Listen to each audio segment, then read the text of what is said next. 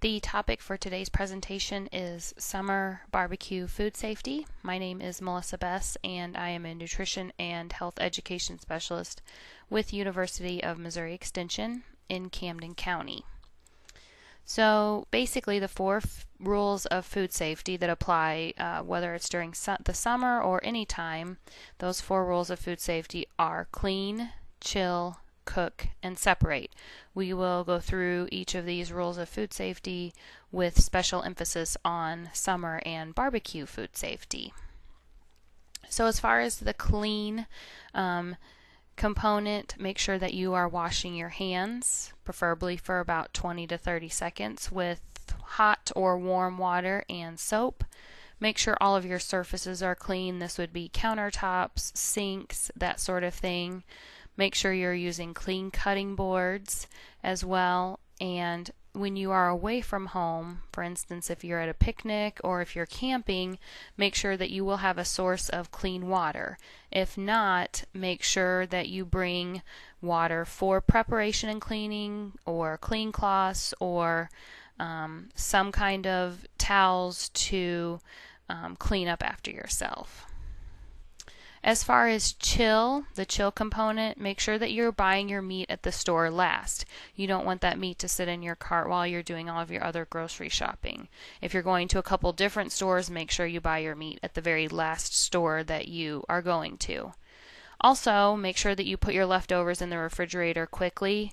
On a cooler day, this would be within 2 hours. I mean, the sooner the better, but at the most 2 hours. When the temperatures reach above 90 degrees, which they typically do in Missouri in the summertime, that time decreases down to 1 hour because the bacteria grow much more rapidly. So in the middle of the summer, when you're having a picnic, make sure that the leftovers get into the fridge within 1 hour when it's hotter.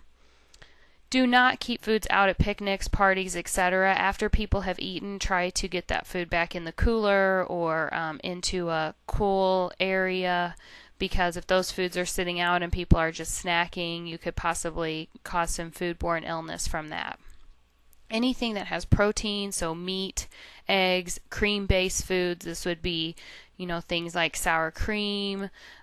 Keep those in the coldest part of the refrigerator. A lot of times people keep eggs in the door of the refrigerator, and that's actually, the temperature of that is actually a little bit warmer. So keep those eggs and meat and cream-based foods in the cold part of the refrigerator. Also applies to a cooler as well, so keep those in the coldest part of the fridge or cooler. Keep your fridge, and if you're using a cooler, either one lower than 40 degrees, and we'll explain the danger zone here in a minute, why that 40 degrees is important.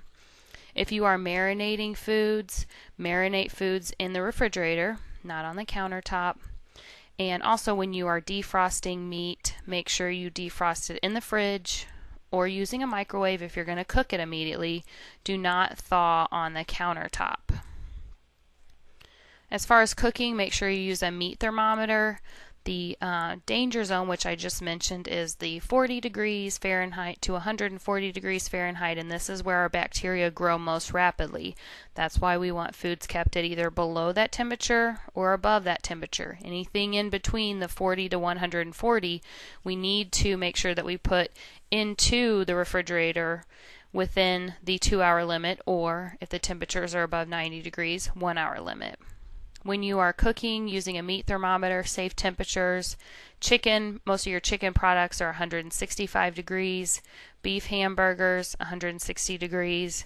Any steaks, beef, veal, or lamb, medium rare would be 145 degrees. Medium would be 160 degrees, and pork 160 degrees. So your best bet is just to use a meat thermometer on those.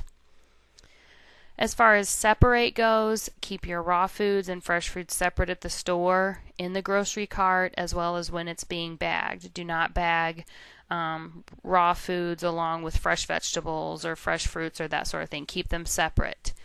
This is a big one for grilling. Make sure you don't use the same plate for raw and cooked meat. If you took the food out to the grill on a plate, either wash that plate very well with hot soapy water or get a clean one. You may have to use more plates or platters, but that way you're not cross-contaminating the cooked food from any juice that was left from the raw food.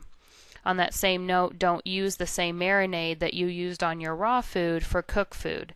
If you're wanting to use some of the marinade once the food is cooked, keep some separate from the first place and don't use that same marinade that you used on the raw foods.